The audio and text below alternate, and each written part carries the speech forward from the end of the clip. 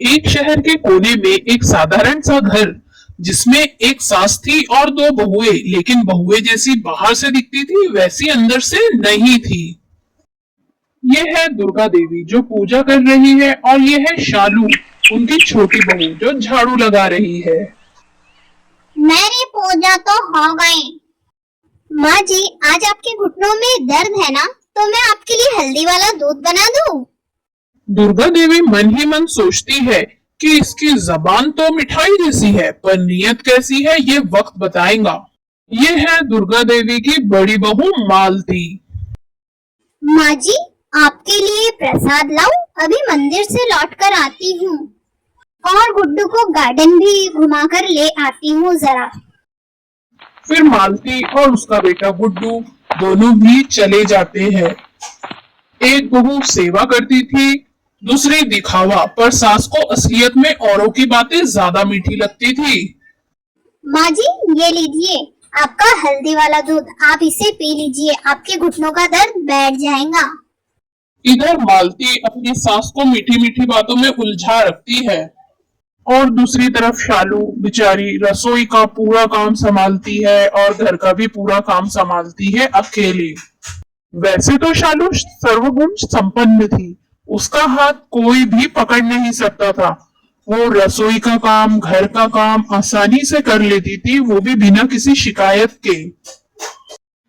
एक दिन शालू अपनी सास दुर्गा देवी के लिए जूस बनाती है और इसी का फायदा उठाती है मालती। मालती धीरे से आकर जूस में कुछ मिला देती है, क्योंकि उसे शालू बिल्कुल भी पसंद नहीं थी। वो घर पर सिर्फ अपना राज करना चाहती थी। ये लीजिए माँ जी, जूस पी लीजिए, क्योंकि आपने दवाई खाई है ना, तो दवाई की गर्मी इस जूस से खत्म हो जाएंगी, आपको अच्छा महसूस होगा। मैंने ये जूस खासकर आपके लिए बनाया है। फिर शालू जूस का गिलास दुर्गा देवी को दे देती है, लेकिन जैसे ही दुर्गा देवी जूस पीती है तो उसे जूस अच्छा नहीं लगता है और वो सारा जूस शालू के ऊपर फेंक देती है। शालू को तो कुछ समझ ही नहीं आता कि ये क्या हो गया और दुर्गा देवी यहाँ गुस्से में आग बबूला हो जाती है। माँ जी, मैंने देखा शालू कुछ मिला रही थी, मैं तो पूजा में थी, मुझे नहीं पता उसने क्या किया। ये आपका बुरा चाहती है माँ जी? नहीं माँ जी, मैं तो सिर्फ आपके लिए खिचड़ी बना रही थी और फिर मैं जूस बनाने के बाद कुछ देर के लिए बाहर आ गई थी। माँ जी, अब इसका फैसला सब घर वालों के सामने करो। ये क्या खिलाया है? इतना कड़वा जूस खुद जैसा बना लेकर आई है। शालू बहुत ज्यादा रोती है। मानिए, मैंने कुछ भी नहीं किया। आप तो मेरी माँ है, क्या मैं अपनी माँ के साथ ऐसा करूंगी? शालू बहुत ज्यादा समझाने की कोशिश करती है, लेकिन दुर्गा देवी एक नहीं सुनती। वो अब इसका फैसला सब घर वालों के सामने करने लगती है। शर्म नहीं आई तुझे शालू? जहर डाल रही थी मेरे जूस में। क्या चाहती है, मैं मर जाऊं? बस जबान से मीठी है और दिल में तो जहर भरा पड़ा है। यकीन मानिए माँ जी, मैंने कुछ भी नहीं किया। मालती भाभी मुझे बिना वजह फंसा रही है ताकि मैं इस घर से निकल जाऊं। शालू, मेरा नाम बिना वजह मत फंसाओ। तुमने गलती की है और इसकी तुम्हें सजा मिलेगी। तुमने माँ जी के जूस में जरूर कुछ मिलाया है, मैंने अपनी आंखों से देखा था। शालू, क्या तुम्हें शर्म नहीं आई? अब बस फैसला हो चुका है, अब और आगे कोई बहस नहीं होगी। शालू को इस घर से जाना पड़ेगा।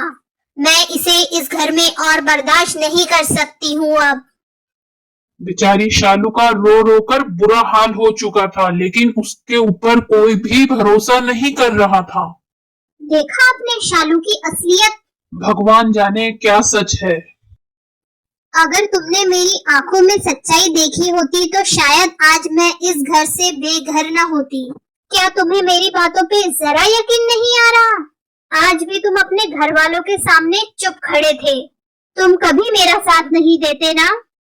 मेरी जो माँ कह रही है वो बिल्कुल सच होगा। मेरी माँ कभी झूठ नहीं हो सकती। तुम ही गलत हो शालू। मुझे तुम पर यकीन नहीं है। मुझे मेरी माँ पे यकीन है और मैं हमेशा अपनी माँ का ही साथ दूंगा। शालू ने हमेशा अपने पति के अच्छे और बुरे वक्त में उसका साथ दिया था, लेकिन आज शालू का बुरा वक्त आने पर उसके पति ने उसका साथ नहीं दिया। इससे शालू और ज्यादा दुखी हो चुकी थी। शालू का पति राजू चुप रहा और शालू की दुनिया उजड़ गई। उस दिन सिर्फ एक बहू नहीं निकली, एक इंसान का भरोसा भी टूटा था। और शालू रोते हुए अपने मायके के लिए निकल जाती है।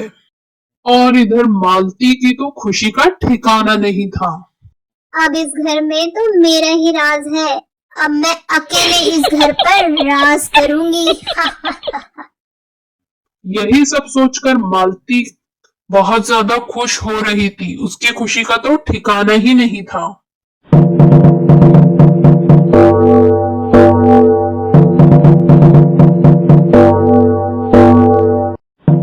लेकिन अब मालती को पूरा घर का काम संभालना पड़ता।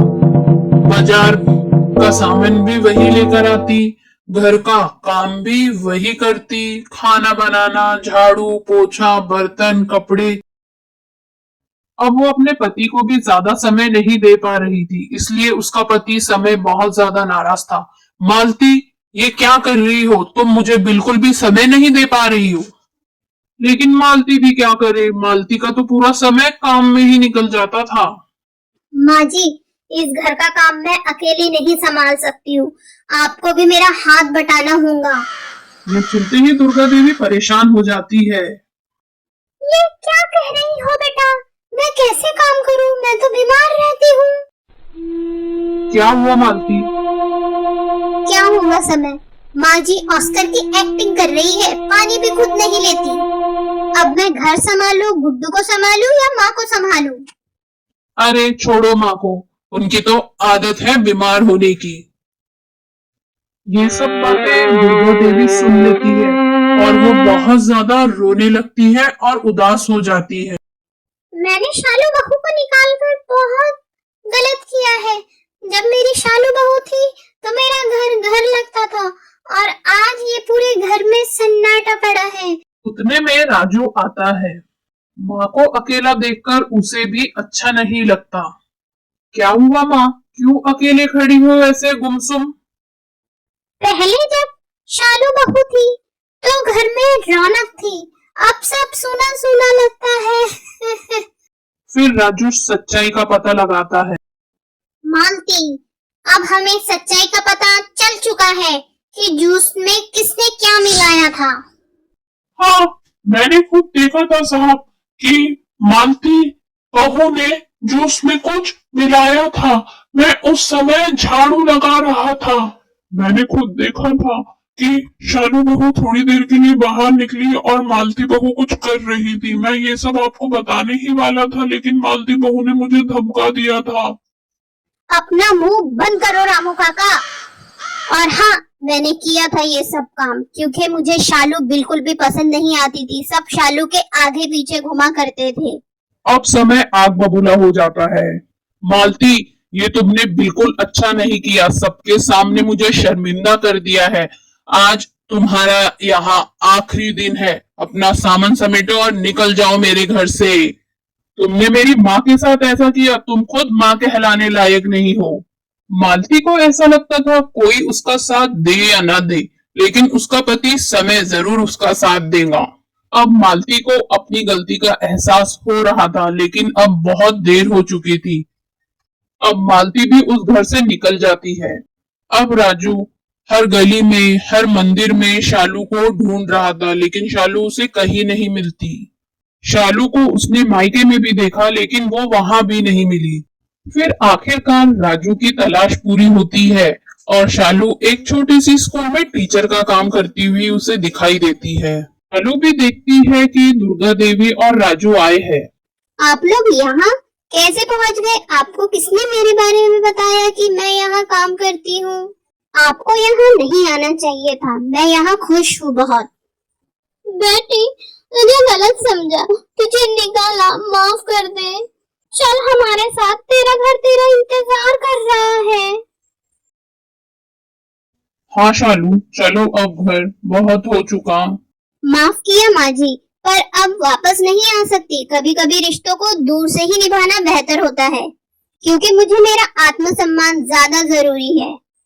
आपको भी पछतावा होना चाहिए ना। चले जाइए यहाँ से। शालू अब अनाथ बच्चों को पढ़ाती है। वो घर नहीं लौटी, मगर एक नई दुनिया बना ली जहाँ प्यार दिखावा नहीं था। बहू को निकालना आसान था, लेकिन उसके बिना जीना सबसे ज्यादा मुश्किल। माफ करना जरूरी था, लेकिन लौटना नहीं। कभी कभी इंसान को अपने आत्मसम्मान को चुनना होता है, और वही शालू ने किया। कि आपको ये कहानी अच्छी लगी ना, आगे और भी कहानियाँ सुनने के लिए हमारे चैनल को सब्सक्राइब करें, वीडियो को लाइक करें और हाँ, कमेंट करना ना भूलें।